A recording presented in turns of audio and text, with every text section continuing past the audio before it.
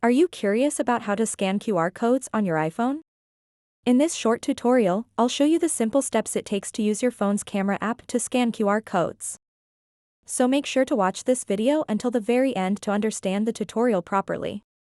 To get started, open up the Settings app on your iPhone and then scroll down until you see an option called Camera. Once you've found it, tap on it. And then make sure you have this toggled on. Scan QR codes.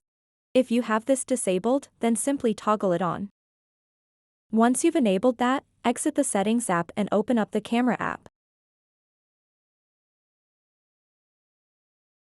And then point your camera at the QR code that you want to scan. And it will show you what that QR code is about. You can just tap on it to view all the details. So that wraps up this tutorial. If you have any questions about this whole process, please let me know in the comments section below. And if this video helped you out, please give it a big thumbs up and subscribe to this channel for more tutorial videos like this one. Thank you so much for watching and have a good day.